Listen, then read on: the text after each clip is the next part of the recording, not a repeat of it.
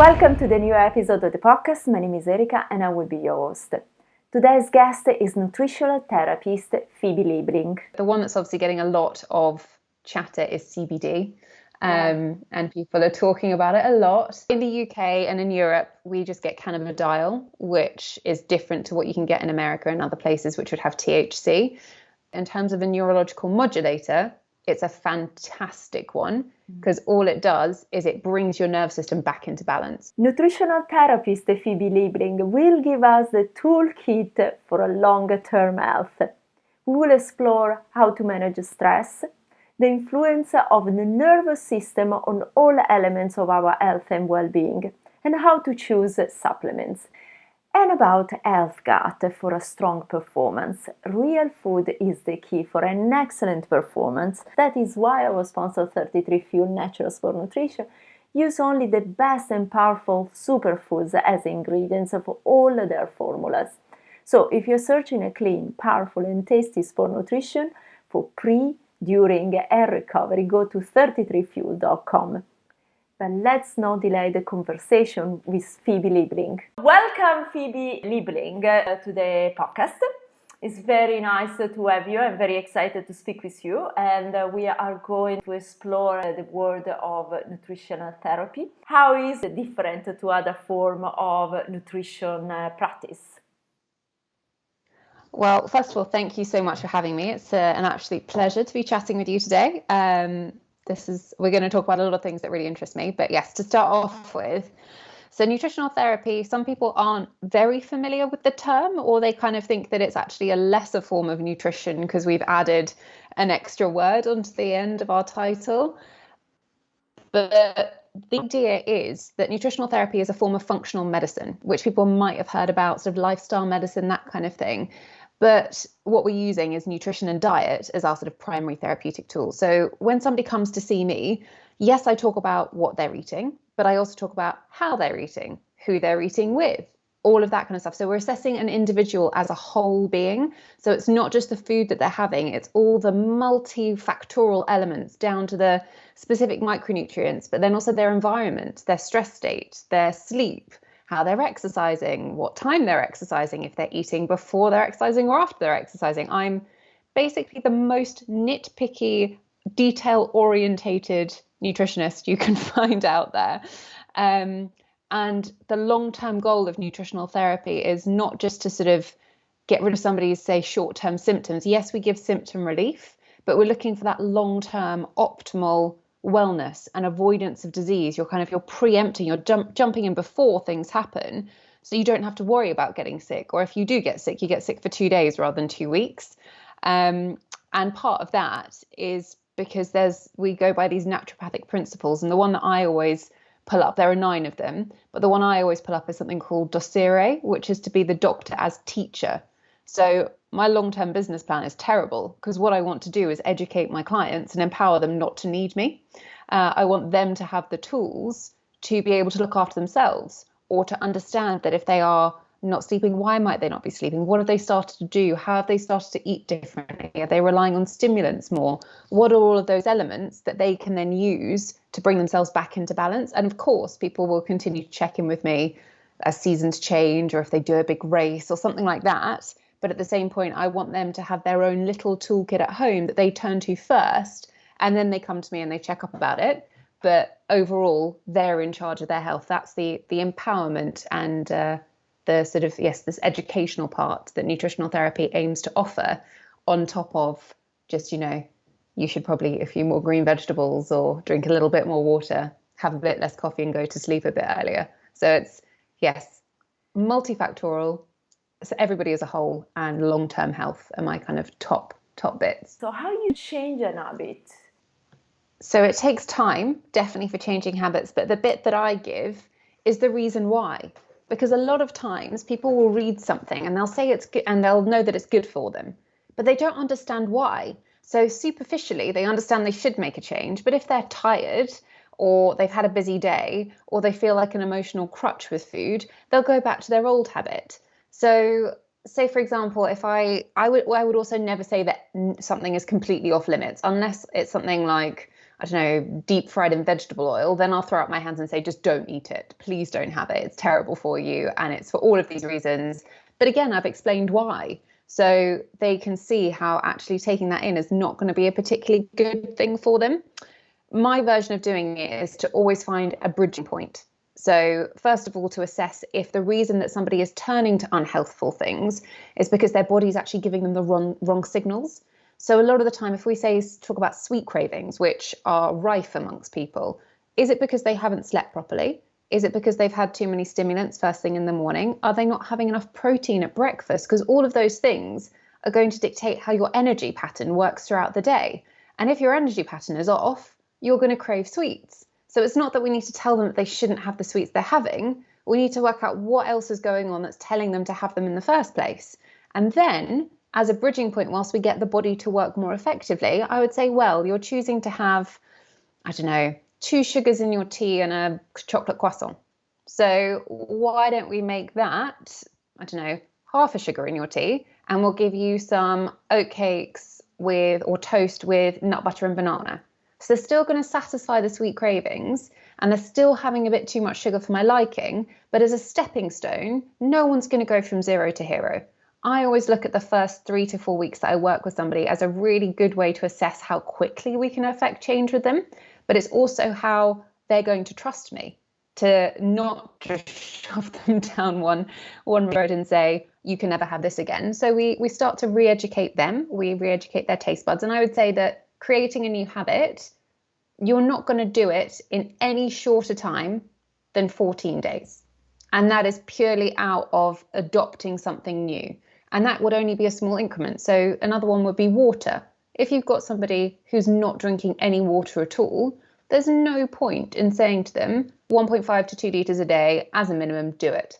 I would say add 2 glasses a day extra and do that for 7 days, then add another one or another 2. And if you build habits over time and look at the time frame as being a bit longer, you'll keep them up. And other things would be like going to bed earlier and sleeping better. You're going to make 15 to 20 minutes change over the course of about 3 weeks. That's the quickest your body can do it. So much better to be realistic and set manageable, achievable goals that you can get to and you feel good about, than saying, right, well, I'm going to go, like I say, from 0 to hero overnight and do 16 different things and go to bed an hour earlier than I thought I was going to and start fermenting on my own food and growing on my own vegetables. You're going to do it for 2 days and then you're going to give up. That's not how we create new habits. That's how we stop ourselves from creating new habits. Thinking about the influence of the nervous system on health, it's such a fascinating and complex subject. So let's see how we can make it simple for everyone. Sure. So I guess it's the way that I speak now, but when I give examples of things, I do relate to the nervous system generally. So I talk about sleep and stress and all those kind of things, because that's part of the nervous system. So I think the thing about it is that either it's all encompassing. It has a role in everything that we do. And the nervous system and the endocrine system, which is all your hormones, so things like your reproductive hormones, but also your adrenaline and all of that kind of stuff, they very much link together. And if they work well, they are there to make you sharp and clear and decisive and perform really well. But what we tend to do with our modern way of living now is we abuse those natural mechanisms that the nervous system is designed to use in sort of points of survival. So as an example, if we put it very basically, if your nervous system has decided that for whatever reason you're in a threatened survival situation, your brain is just a control center in a black box. It doesn't have any windows to tell where the danger signal is coming from. So it could be drought, famine, tiger, or it could be work deadline, poor sleep, screaming children.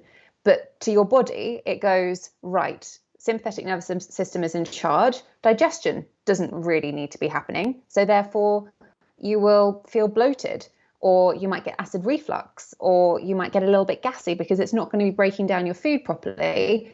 And also, you might find that you then get a bit more tired because you're not uptaking your nutrients properly. So I deal with all of that. You might also find that you become more anxious, or you struggle with things like social situations or making decisions, all of that kind of stuff, because your nervous system is just on this quite it's like a fear-related learning. When you are in a survival situation, it bypasses those little sort of, I guess, checkpoints. If you were doing stuff on a day-to-day basis and you were really calm, you'd work through things and you go, yes, that's a logical explanation for this, and this is the decision that I would make. But if you're thinking, right, I might die at this point, it forgets about the checkpoints and you go for, right, A or B or C or D. And you start to actually lose that kind of emotional rationality. And the other one that's really, really common is problems with blood sugar, so sweet cravings, but also body fat. So the classic body fat around the middle that people say they can't shift and they're exercising, they can't get rid of it. And I say, but what kind of exercise are you doing?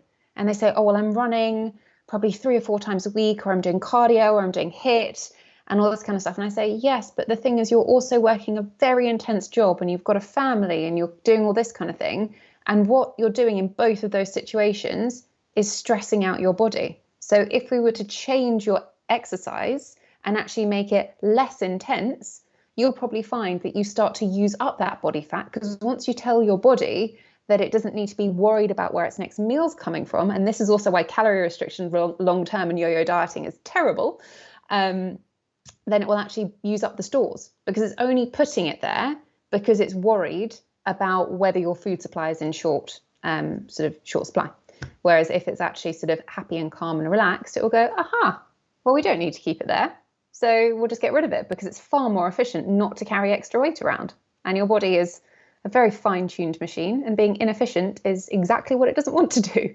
All the studies that were done on fasted cardio as a weight loss tool, if you look into them, they are all done on men. They are not done on women, because women are far more complicated, because their body's ability to exercise and the type of exercise they should be doing evolves over the course of the month, because of the things like estrogen and progesterone dominance at different parts of their cycle. I would always say for a female that actually fasted cardio on a regular basis is not going to be a particularly good idea, because that will be an abuse of your nervous system. However, if you were a man, you would probably find that actually, because you don't have that hormonal interplay, it works quite well. This again will come down to the unique individual, because some women will find that they're absolutely okay. But as a regular general point, I tend to not advise fasted cardio for women, unless it's maybe once every couple of weeks or a particular point in their cycle that we've highlighted that they're absolutely fine to be doing it in, and they're supporting themselves at other points in the day. Because what a lot of people will do with exercise as well is they see it as a form of stimulation and a way of creating energy, but they don't refuel properly afterwards, or they don't fuel properly before. So they think actually if they deprive their body of energy intake in the form of calories and then they exercise more, they're like, well, energy in is less than energy out, so therefore weight loss will occur. And unfortunately, that's an exceptionally archaic linear equation that doesn't actually make sense, because as soon as you start depriving the body, it then goes into shock and it goes, hold on to everything. And you also get things like afterburn, when you actually get more ravenously hungry for sugary things later in the day, because you've relied on adrenaline, and then that crashes down and you kind of go into this cycle. What I would tend to say is 25 to 40% max of your exercise can be cardio, depending on you as a person and depending on your health state as a whole, and looking at where your other stresses come. Then make the rest of it strength or resistance-based training. So weight training, again, for women, really, really important. You're going to get far better physical results from doing things that create lean muscle mass. It's also going to protect your bone density. It's much kinder on the adrenal system, and it's actually going to sustain your metabolic rate, because your muscles, when they're sitting there doing nothing, they're using energy, whereas fat sits there and literally does nothing, and produces hormones and actually makes things worse for you. So if you can convert fat mass to lean muscle mass by doing weighted exercise, that's going to be fantastic. And then add in something that is just movement for the pure enjoyment of movement. So for me, I absolutely love to swim. And sometimes I will swim as my cardio, but sometimes I will literally just get into a pool and I will just swim with no knowledge of how fast I'm going. It's just about the meditative aspect of the water.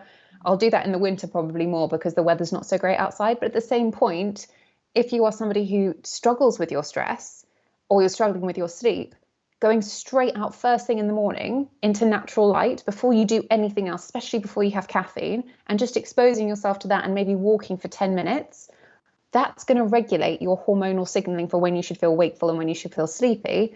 But it's also just a really, really nice way to gift your body some physical activity that is just purely for the enjoyment. Because I think a lot of people now see exercise as a form of thing they must do. But in actual fact, it's something that we should gift ourselves. It's something that we can do, and it's very supportive of long-term health. And yes, if you only have 45 minutes to go and do a gym session, then absolutely do that. But if you have the opportunity to take 10, 15 minutes outside and just go for a walk and enjoy nature, then that to me is equally as important as flinging a kettlebell over your head or running or doing all that kind of stuff. So a nice balance, but mainly resistance and strength based, a little bit of cardio. Cardio sometimes will just not suit people at all, but a little bit of cardio. And then similarly, something that just you do for pure pleasure that involves being physically active. So it's a kind of a nice wave of bits. You just go and do a walk. Is it something good for your body? Is something good for your mind? So yes, I think the other thing that I would say about something like going for a walk is that we now do a lot of activities that separate mind from body. So when we're working, we're probably sitting and we're just working our brains. Or if we're doing exercise, we might just be working our bodies. So anything that brings you an awareness of the two parts of your being together is going to really, really help. So things like breathing exercises, again, this will really depend on the individual and how stressed they are and what they respond to. Because I love yoga and I love recommending yoga. But if I've had a really stressful day, me going and doing yoga is not going to make any difference whatsoever, because I need something more practical as an outlet. So that would be when I'd go for a swim, because I find that to be more meditative in that situation. So I think what people need to understand is they can have a few coping mechanisms.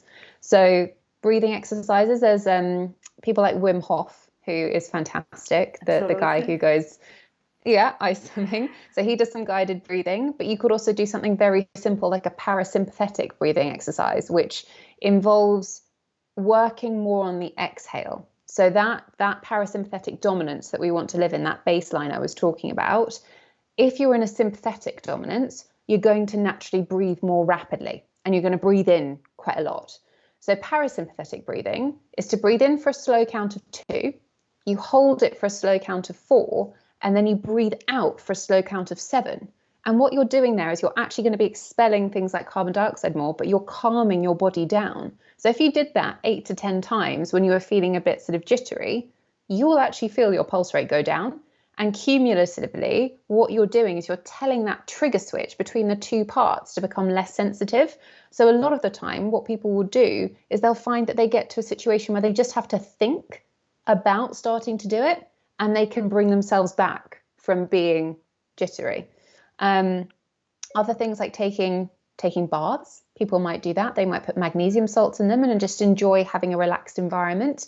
Maybe it's at the end of the day, they just take a foam roller and they go up to their bedroom and they put dim lights on, or they put candles and they play some music and they take 10 minutes just to stretch. And it's just clicking off from things like electronics, all of that stuff that stimulates us, makes us busy, trying to find calm away from that stimulation. The one thing as well, I will always ask people to do this as a test, and it's actually really, really difficult, is to sit down and eat with nothing else in front of them. Because one of the things that people do is they always have their phone, or they have a book, or they have an iPad, or they have the radio or the news or the TV. And all of those things are detracting from your digestive efficacy. But actually trying to be still and quiet, just with your own thoughts, or obviously with another person, is really, really challenging. And a lot of people, it will take them a very long time not to feel really uncomfortable in that situation. So if you want a quick indicator as to how overstimulated your nervous system is, sit down when you next have a lunch break or something and see how you do. See if you can do 15 minutes of pure quiet. And if you can't do it, make it something that you train your body to be able to do as a little exercise. It's an interesting one. When I first started doing it, I found it awful. I found it really, really difficult and really unnerving. And now I almost look to it as a special moment. Yeah, that is very empowering for sure, because there is that parenthesis, quiet moment that you are trying to extrapolate from a very busy day. I don't know if you do cold showers, but I found in the morning I started to do it, and I find that actually they help so much stress. But tell me, do you do it? Is something that you normally do? It is. It's something that I do, and I do it every time I have a shower. So Me I too. do. I always do it, and I find it really good. But I am a big fan of outdoor swimming as well. Cold water swimming is fantastic. And when we look at, say, people with more acute mental health concerns, so things like depression and anxiety, cold water immersion and cold water swimming is one of the most powerful things that they can do. So we know that it modulates the nervous system. We know that it helps with the stress response. I mean, they say that in order to be able to kind of mimic that properly in a shower, you need to be really standing under that icy blast for a long period of time. But to be honest, I think that even just in terms of making you feel more energetic and sort of renewed, like a minute or so under some really icy cold water is a really good way to give you that kind of that Yeah. bounce. Despite the fact that I live in London now from a long time, for a few years, but I just discovered a few weeks ago, in reality, there is a very long swimming pool in Parliament Hill, outdoor. It's 60 meters. It's beautiful. I couldn't believe it. I said, I can't believe I was all these years in London and I didn't know about this. Where I swim. Oh, you do too. It's fantastic. It's absolutely It's fantastic. It's stunning. And the thing about it that's so gorgeous is because I grew up next to it. So I've been going since I was a kid. But they lined it with metal a few Yeah. years ago. So now when you go in on a gorgeous sunny day, or just on a day generally, you get that speckly aspect that you would think you were swimming in the sea. And because it's such a big space, you can do full swimming where you don't touch the sides and you just go around in a loop. And it's such a beautiful, freeing, wonderful place. Speaking Yeah. about supplements. So to support your nervous system in any case of stress, which kind of supplement do you suggest? So I think the thing about the nervous system as well is what we're looking for is we're not looking for up and down. So a lot of times people will look at supplements to turn something on a bit more or to calm something down. The way that I always talk about the nervous system is it still needs to be functioning, but it needs to be more elastic. It needs to be more resilient. And what you're doing when you're causing ongoing stress is you're just pulling on an elastic band until it gets taut. And so you then get inflexibility.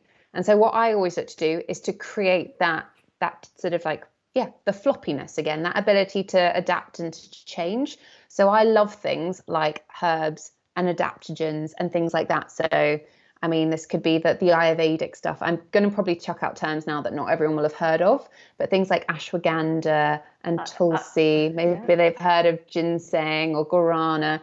All of these, it's not just that you do one thing, they go in and they modulate, they give back a sense of balance. And the more that you can do that, the more that your body is able to respond to sort of like perturbations. I don't know if anyone who's listening looks at things like their heart rate variability, but when you look at adaptogens, heart rate variability is that gap between your heartbeats. And we never beat exactly the same. And the longer the gap between the heartbeats, that basically means how able your body is to respond to stress. The longer the gap, the more able it is, and the shorter the gap, the more flexible and brittle it is. Adaptogens increase heart rate variability, so we can actually see them working. And so I love things like that, but also just generally antioxidants. So all of your colourful fruit and veg, it doesn't have to be in a supplement, but trying to get more variety into your routine in terms of what you're eating is always going to be great. Work with the seasons. Food is more delicious and more nutritious if it's grown in the environment and at the time of year that it's supposed to be grown. So those kind of things. Water is a very, very simple one, but the body's always going to work better when it's got plenty of water, because it's not just about what you're getting in, it's about what you're getting rid of, or through your digestive system. But yeah, water is quite a big one. In terms of specifically looking at sporting performance, you can use caffeine as a performance enhancer. It works very strongly on the nervous system as long as you only use it in measured amounts. So coffee, absolutely. But then also look at things like yerba mate, which is a South American tea, which gives that clarity and all that kind of stuff. Matcha is fantastic because it's also got L-theanine, which is an amino acid that calms the nervous system whilst also potentiating the effects of caffeine. Or look at cacao. Unroasted cacao is incredible. It's a neurological enhancer. It looks after the circulatory system. It helps with oxygenation. It helps with muscular recovery. And it's also a stimulant, but in a different way to how coffee works. Probiotics in endurance athletes anyway is something that I would always tend to advise. But what we found, well, not me specifically, but there's a lot of research into endurance athletes and using something called the Lab 4 strains. So they are specifically studied. It's 4 particular strains of probiotics. And when they targeted them, I was looking at this just before, they've done a new study in marathon runners, which I can tell you about as well. So in cyclists, what they did with the endurance ones was they gave them a 4-week course to start off with, and they actually extended it to 12 weeks, I think. And when they extended it, not only did they find that the GI symptoms, those digestive symptoms, died away, but because they were enhancing muscular recovery and oxygenation and nutrient uptake, their race times actually dropped. So they cut off up to 10% of a race time just by improving their digestive health, which I think is absolutely sensational. Outstanding. So even just basic fundamental physiology, by enhancing that, you can basically make your body perform so much better. It's none of the fancy stuff. I'm sure they were doing other things as well, but it's none of the fancy, big, shiny things. It's literally just looking after your gut bacteria.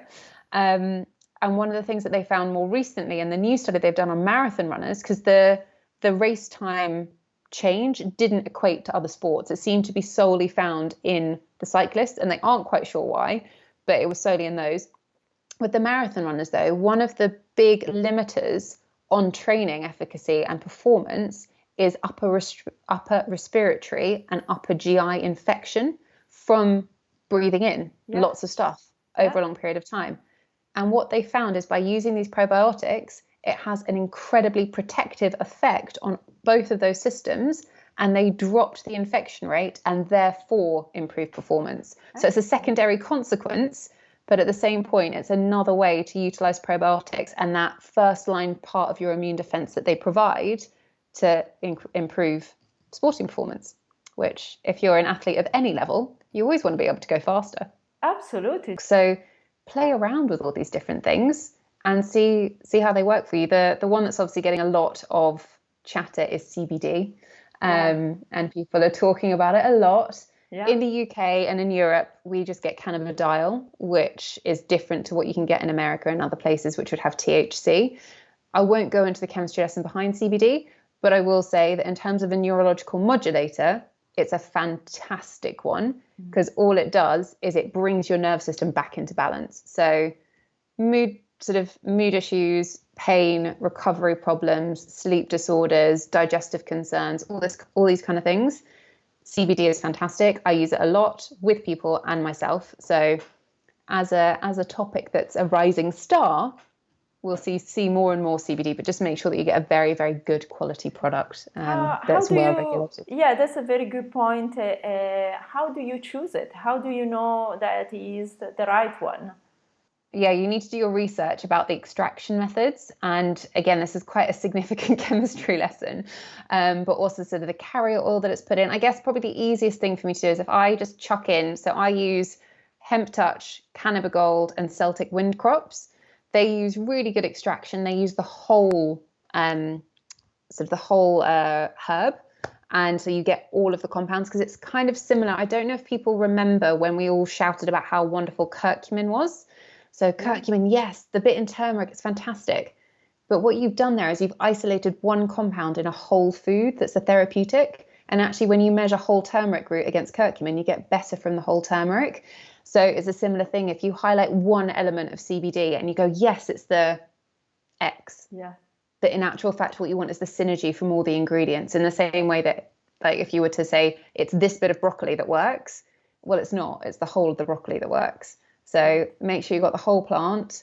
Look for a really good quality carrier oil. I like one that's probably an MCT oil because it's going to benefit things like, your brain and your gut bacteria and all that kind of stuff as well. And it's nice and stable. Some will use coconut, like actual coconut oil. Some will use other things as well, or olive oil.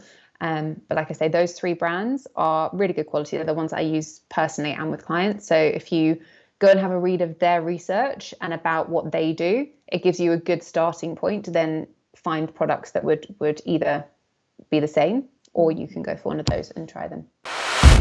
Just a fast break to remind you our sponsor, 33 Fuel Natural Sport Nutrition. All products are packed with superfoods to nourish and fuel your body and your performance. If you want to know more, go to 33fuel.com. So the kind of absorption of the, let's say, potassium coming from a banana compares to potassium as a supplement. How the body absorb? Does they absorb in the same way? Can you help us to understand better? Sure. So the thing about supplements as a starting point is you get what you pay for, and you need to understand them. I think that what people see is they see a high street supplement and it will say X milligrams of vitamin C. And they will think, aha, well, therefore that's the amount of vitamin C I'm getting. And it's so much cheaper than getting this one, so I'll get the cheaper one. The thing about supplements and about nutrients in a supplement is they have lots of different forms they can come in. They can be synthetic, they can be food grown, they can be natural, they can be absorbed into something called a liposome, which is basically a fat and a protein molecule. And depending on what you want to use them for, you need to understand what you're looking for. So as a very simple thing, I would not go for minerals, say something like potassium, that was a synthetic. And you know it's a synthetic because it's going to be an oxide or a sulfate. And these are the ones that you're going to get in your high street stores, and they're going to be quite cheap.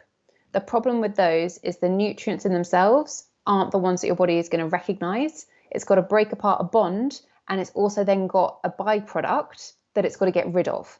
So you'll probably get a smaller percentage of the stated dose, but you've also then added in a whole load of other bits and pieces that your body's got to do before it can even actually use the nutrient that it's looking for. The kind of the age-old one is calcium carbonate for bone density. So you can pack a lot into a calcium carbonate tablet, but you probably won't get that much. And when calcium dissociates or breaks apart from carbonate, you get a very weak carbonic acid in the body, which requires things like calcium to neutralize it. So it's a bit of a weird one there.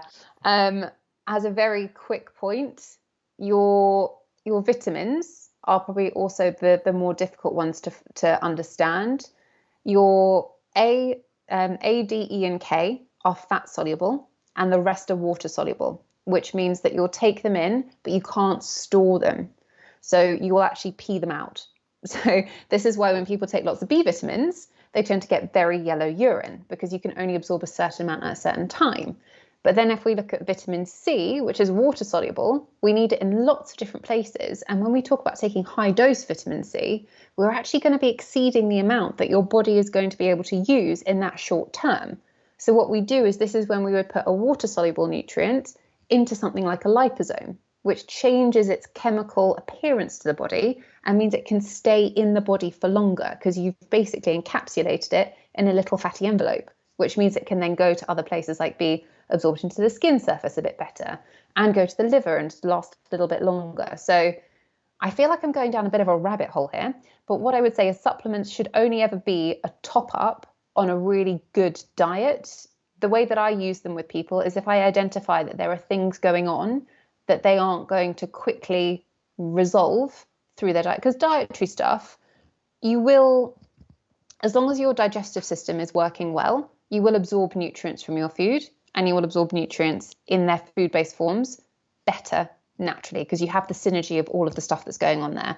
But when I say good digestive function, I mean good chewing, good stomach acid, good digestive enzymes, happy gut bacteria, all of that kind of stuff, and a stress response that doesn't turn that off when you start to eat. So there is that element. But then we see people live in cities. They live busy lives, they're exposed to pollution, maybe they don't eat completely organic food, and they have a higher quota for antioxidants because they're also exercising. And these things don't have one singular purpose in the body, they're going to have multiple ones. So if you're exercising and you live in a city, then you've got a dual, on top of everything else that's going on, use for your antioxidants and your magnesium, which is maybe why you get more muscle soreness. and that kind of thing, because you don't have quite enough. So therefore you would top up with something like a supplement. Do you normally, for example, magnesium, do you normally take it like just on the skin, so spray it? Do you prefer in that way, or do you prefer to take it as a capsule? So because magnesium has so many different uses, for muscle soreness, as an example, topical magnesium, so on your skin in an Epsom salt bath or in an oil spray, that's going to affect your magnesium at the surface. So it will go into the muscle, but it's not going to influence anything else. If you get headaches, if you have poor sleep, if you're more anxious, if your digestion is a bit sluggish and you want magnesium for all of those things, you would then need to go for an internal supplement. And then you probably need to come and see somebody like me, because I would say for your digestion, you need a citrate, but for your brain function or like a headache, you would need glycinate or something else, because they get bonded in different ways and then they behave slightly differently in the body. But yes, you have all of these different options with these things, but always start off with good quality food. That's always going to be your basis. And then start looking at if you potentially need a top up on top of that. But in the same way that you can never outrun a bad diet, and you can never out supplement a bad diet either. It's always got to be an addition on top of it. And if I've literally baffled everybody and they now have questions about all their supplements, send me an email. I'll answer. Oh, fantastic. Thanks so much for this. For sure, we will have a lot of people asking you questions, so be prepared for this. Speaking about the gut, because you were seeing digestion, which are the typical symptoms of an healthy gut? When you can say, oh yeah, I have that, that's the problem. Mm-hmm. So what you've got with your digestive system is you've got everything going on from before you put food in your mouth to when it appears at the other end again. That's what you've got to consider. So there are lots of different layers of things happening. So top things is, say, if we look at the upper GI, so what we kind of look at the mouth, esophagus, the tube going down, and then the stomach, you're going to get things like maybe bad breath, or you might get a fuzzy tongue, sort of like a coating on the tongue. You might get a dry mouth, you might get weird tastes, or you might get things like acid reflux, or you might feel very full after meals. And they would all be to do, like I say, with this upper bit. So that can be stress issues, that can be fungally kind of overgrowthy situations in the mouth, because you have, when we talk about bacteria, people go, oh yes, probiotic bacteria in the intestines. Yes, but you also have what we call microbiomes, these independent colonies of bacteria on your skin, in your ear, nose and throat, in your mouth, and in, like, say, your genital areas. There are all individual colonies there as well. So say you can get oral microbiome issues. So that can be to do with either poor oral hygiene, but it can be something that's fermenting from lower down and coming up. Stomach acid is a really big one, because our stomach acid is produced as a response to knowing that we're going to eat. If we're stressed, we turn off that fact. And then when we eat, our body's not ready, and the volume of food pushes the acid back up, and we get heartburn and indigestion and feel generally grotty.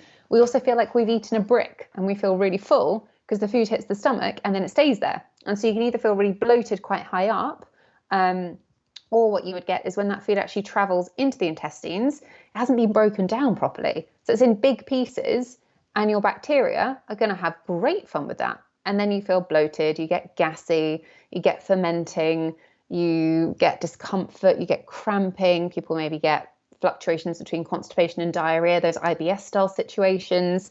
I mean, there are so many elements of the digestive system that can go wrong. My probably answer to this is a healthy digestive system, on the other hand, is something that you eat. You may burp every now and again because it's quite normal. You may fart every now and again because it's quite normal. But you should eat and be able to eat a diverse array of foods without discomfort, without upset, and yes, be able to go to the bathroom. You must go to the bathroom to pass bowel movement at least once, if not more than once a day. It should be an easy to pass motion. It shouldn't have urgency about it, and it shouldn't be so horrendously smelly that no one wants to be around you. So if it's all kind of ticking along happily, that gets the thumbs up. If there's any kind of situation anywhere from mouth all the way through, then there's something that needs to be addressed. Which are the best food that you can give to your gut? So variety is always going to be the key. So in the same way that not all of us like to eat the same things, our gut bacteria don't all like to eat the same things. And gut bacteria are far more than just important for our digestive function. They talk directly to our brains, for example, and they harness nutrients for us. So if they are fundamentally happy, then we will fundamentally be happier. So just making sure that you get a really good variety and diversity of foods across the course of the week. And I mean, I've mentioned this before to people, but I talk about 30 plant-based foods. And this can literally be anything from red onions, white onions, cabbage, pumpkin seeds, beans, pulses, all of your fruit and veg, all of those different kinds of things, getting 30 different ones over the course of the week. And if you actually try and write them down, you'll probably find that it's not as difficult as it sounds. But don't just always buy broccoli. Try and get green beans sometimes. Try and have something else. And this is why eating with the seasons is actually quite nice, because you get an evolving range of ingredients to play with over the course of the year and weeks and that kind of stuff. The other thing generally for the digestive system is things that make you salivate. So bitter things, walnuts, artichokes, pumpkin seeds, beetroot, rocket watercress, all those things that you feel are making your mouth kind of go. That's going to do the same thing all the way down your body. So when we're talking about retraining people's digestive systems, I say things like, before you start eating, chew a teaspoonful of raw cacao nibs, or have something like a bit of ginger, or make a really herby, sort of slightly garlicky sauce, like a pesto, and include that just as you start to eat, because what you're doing is you're telling your body, wake up, we're going to give you some really good quality stuff now, and we want you to make the most of it. In terms of things that can make people uncomfortable versus things that would be better practice, if you do find that you're somebody who struggles with things like stools going from diarrhea to constipation, or you are more constipated, try not to have too much raw stuff and try not to pack too much into one meal, because the superfood salad is a fantastically delicious idea, but 30 different ingredients in one bowl is quite hefty for the body to break down, especially if a lot of them are quinoa and black beans and raw carrots, and then you've got nuts and seeds on top and a tahini dressing. I mean, I would struggle with that, and my digestive system is probably quite robust by now. So yeah, try not to have too much raw, or if you're going to make something that is sort of raw, like a salad, especially as we go towards winter, make a bit of it warm. So do roasted butternut squash and lentils with a bit of avocado and some rocket. So you are giving easier to digest stuff, and then pair it with whatever protein source that you want to. If you are an animal protein eater, like some salmon or some chicken, and just sort of mix those bits together. But rather than sitting down and eating lettuce and tomatoes and cucumbers and shaved carrots and all of that kind of stuff, that's quite hefty, and the body doesn't tend to like it, and that will ferment. That can make people feel quite bloated. So as much as salad is great, I always tend to go for more fibrous things that are a bit warmer. Yeah. And I mean, it tends to work a little bit better that way. So do you think that the digestive system needs to rest? Absolutely agree, 100%, that the digestive system needs to have a break. And I thoroughly endorse the concept of people, I mean, unless there's a real reason for people needing to eat small, more frequent meals. And there are situations where that is the case. And it might be that things like that evolve over time. So if I start seeing somebody and they have an indication that we can't give them particularly large volumes, we will kind of drip feed them, in inverted commas, over the course of the day. But the idea is to get them to a situation where they can eat and then have a break, and then eat and then have a break. Because every time your body wants to digest something, it has to produce all of those hormones, enzymes, elements that you need to break down those foods. So if you're getting it to do it 5 times a day, 6 times a day, then it's not going to have the resources to do it as effectively as it should do. Whereas if you do it in 3 or 2 distinct bursts, it's really going to go to town, and you're going to get all of those nutrients properly. The other thing that really importantly happens in between when you're not eating is your insulin drops. And your insulin is your storage hormone that your body produces in the presence of energy in the bloodstream as sugar, which is very important because you can't have too much sugar in the bloodstream because it can damage things. So what you do is when you have too much, you produce insulin, it comes down, and you go back into balance. But if you've always got insulin there, then your body becomes less sensitive to its action, and you naturally become, over a period of time, it's not an instantaneous thing, you become more resistant to it. And insulin resistance, by another name, is type 2 diabetes. And that is a long-term factor that we see with a lot of people, because the stress response means that if you've got stress hormones there, you need 3 times more insulin than you would do if it wasn't. So if you're eating close together and you aren't letting your insulin drop, and then you're stressed on top of that, that is why we're seeing quite an exponential increase in type 2 diabetes as one of the more kind of chronic health conditions. So yes, intermittent fasting, to come back to your question, is a really, really good thing to implement if you find that it works for you. Doesn't have to be 16/8 as time restricted feeding if it doesn't suit you. 10/14, absolutely fine, as long as you give your body a break and try. 10/14 is not really so much, because at the end of the day, you go to sleep, and then by the time when you wake up, it's passing at least between 10 hours. So, you know. The one thing I do say, though, is I'm very picky about my feeding windows. I won't let people eat after 7 p.m., especially in the winter. Because the thing is, if you're eating too close to when you're going to sleep, your body's still going to be digesting when you go to bed. So make sure that last meal, I eat my dinner by 6:30. And I'm more than happy with that. In the summer, it will get a bit later because the days are longer, and that's absolutely fine. And also hunger signals change with the weather. But especially in the winter when it's going to get dark, I mean, I'm starting to get hungry at 5:15. So why am I going to snack then? Why would I not just wait and then have a really good quality dinner at 6:15 and then let my body digest and be happy, have a cup of herbal tea, go to sleep on an empty stomach, let it do all its wonderful work overnight, and then I have a good quality breakfast in the morning. So intermittent fasting works really, really well. And it also encourages you to be aware of when you are truly hungry or not. Because I think a lot of the time people get mistaken for being either dehydrated or being bored. And they start grazing, when in actual fact, if you have good quality meals and you've let that insulin drop, your energy levels, your focus, all of that kind of stuff will be so much better. You won't find yourself reaching for sweet treats or having an extra cup of coffee, because you naturally feel more energetic and more sort of clear. So yes, intermittent fasting / time restricted feeding, big fan of that. In certain situations, people will go for 24-hour fasts, 36-hour fasts, 48-hour fasts, absolutely fine. But do it when you know what you're talking about, and do it when you know what you're doing. Don't try and be fasting and then do for a long period of time and then go and do your day-to-day life. Water fasting, unless it's for a real reason, is not something I tend to advise, especially if it's for longer than a day. People who do like a week of water fasting, you are going to feel very, very cold. You need to be very, very calm, and you need to be monitored.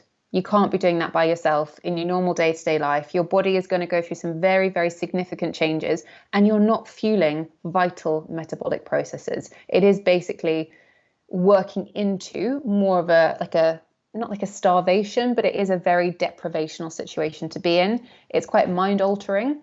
And so, yes, if you are going to go for those kind of things, then do them more as a medical intervention in a facility or with somebody who can kind of guide you through them. Juice fasting is slightly different. You will be giving your body a bit of sugar and a bit of energy.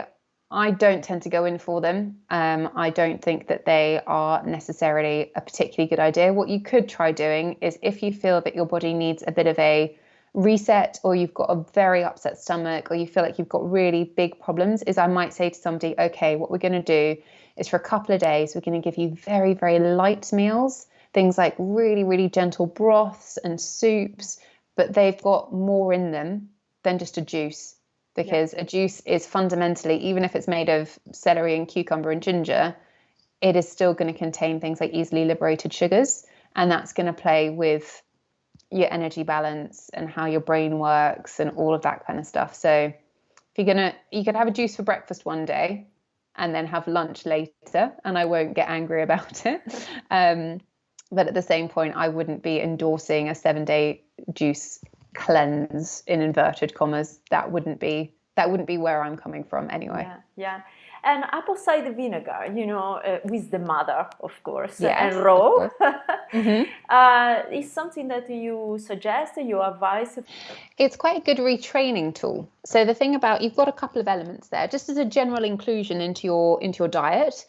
It's fermented, it's rich in digestive enzymes. So if you chose to swap over a balsamic vinegar to a raw apple cider vinegar when you're making salad dressing, or you combine the two together, you're adding additional nutritive properties to your food. And also, if you're going to then have something like one of those quinoa or lentil dishes that I mentioned, you're actually going to give your body a little bit of a digestive efficacy boost. You're going to help it along the way because you've given it some extra raw materials to break those foods down, which is great.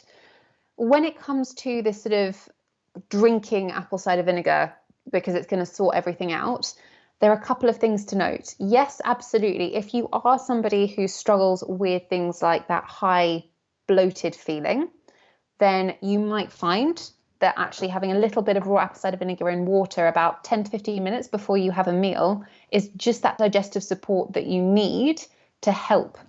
And it's going to retrain the digestive system because your cells in your stomach that produce stomach acid can get a little bit lost along the way. And actually giving them a little bit more acid sort of to reminds them what to do. So you can use it in that sense.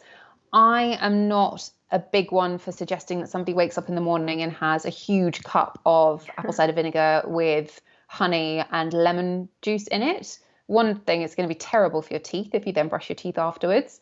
But it's not always the be all and end all. The other thing to always be aware of is that if you have those high up GI issues and they have been going on for a long period of time, there can be certain things, like certain either conditions or bacterial infections that need to be checked first. So if your symptoms are persisting, then go to a doctor and just an H. pylori test as a basic thing. Just check that it's not that. Because if you've got something like that going on and you add apple cider vinegar, you can actually irritate the lining. And if you get acid reflux and you've got quite a lot of inflammation at the base of the esophagus, adding acid onto a sore membrane before you've healed that up is not going to be what you want to do. So you want to look at that as a secondary bit, and it would definitely help afterwards. But if you've got inflammation because of chronic acid reflux, that needs to heal and that needs to be remedied before you start stimulating the stomach acid, which is what apple cider vinegar is designed to do. Very interesting. Very, very interesting. Depends on the person. Yeah, it depends on the person, the situation. Now, thinking about just a healthy routine, we said having dinner at around 6:37. Yeah. Sleep, of course. And then when you wake up, how you start your day. So again, this depends on the human being and it depends on what they have flexibility to do.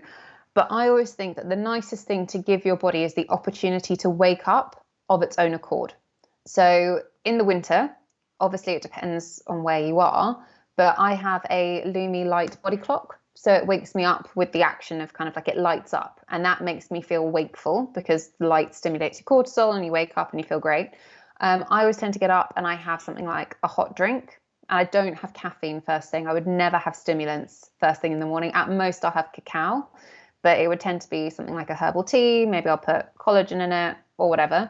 And I'll have some water and I'll go outside. Even if I really don't feel like doing it, I will go and stand on my front doorstep, or I'll stand by a window if it's absolutely pouring with rain, or I'll just go and do something that lets my body move. So, I mean, even if it's 5 minutes walking outside, or I might walk to the gym, or I might go for a swim, but I always like to do that if I can. And I am lucky in the sense that I am self-employed, so I can slightly give myself a little bit of a gift in the morning, and then just go play it by ear. Obviously, if I exercise, then I would have breakfast when I got back, or I'd just wait until, if I was going sort of straight into work, I might either think, yes, I want a small snack now because I'm hungry because I ate dinner quite lightly yesterday and it was quite early and I'm hungry now.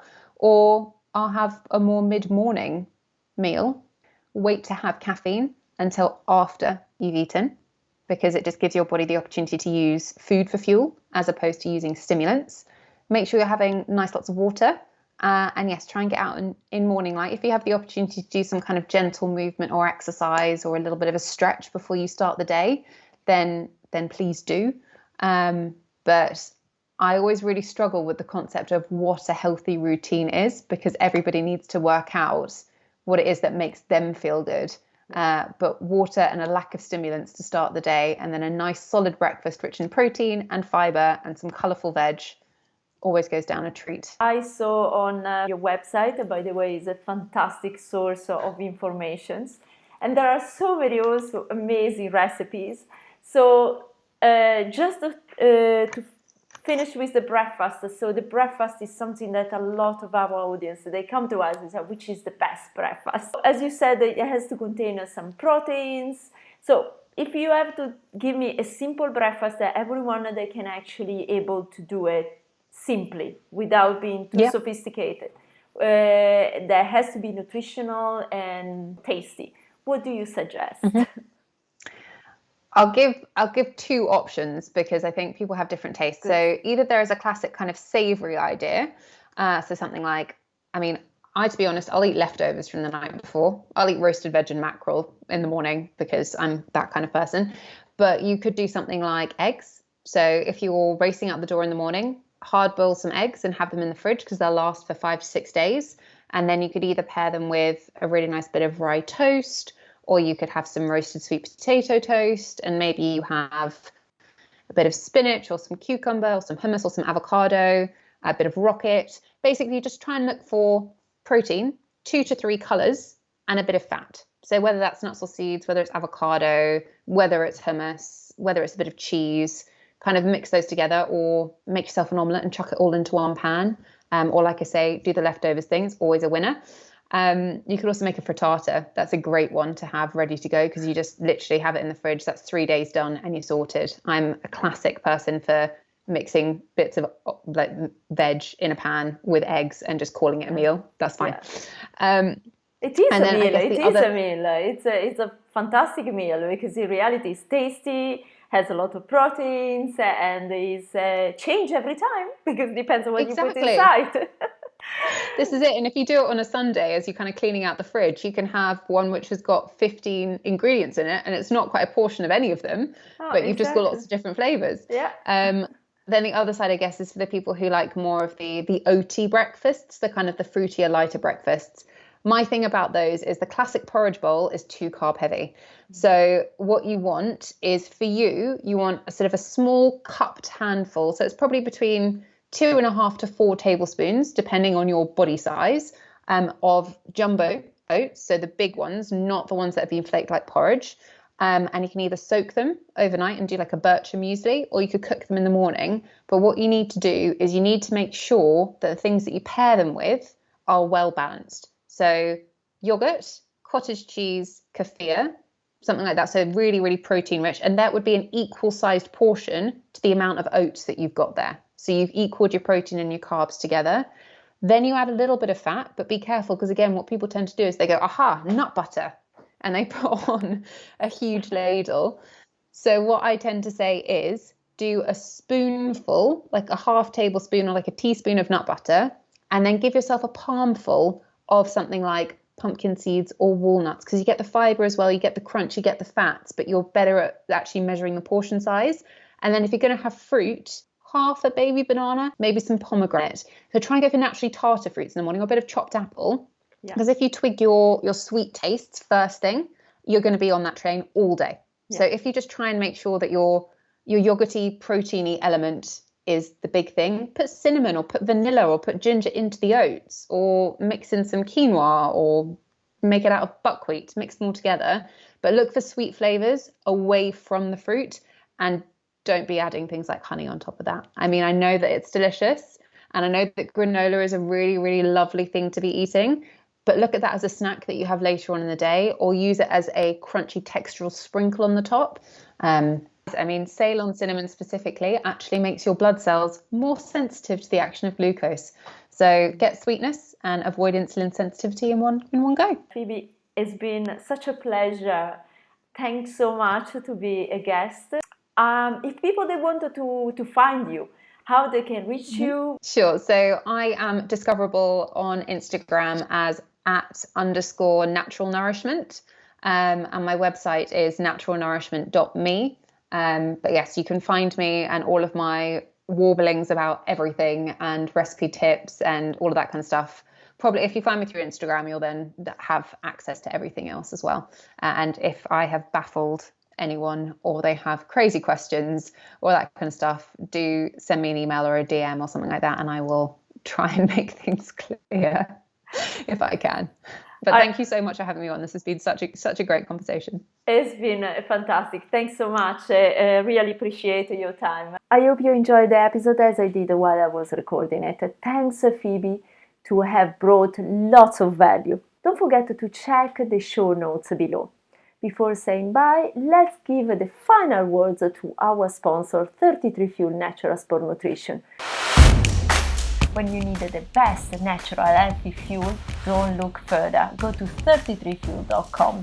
All products are packed with superfoods to nourish and fuel your body, and they are also really delicious. So thanks so much for joining me and looking forward to seeing you on the next show.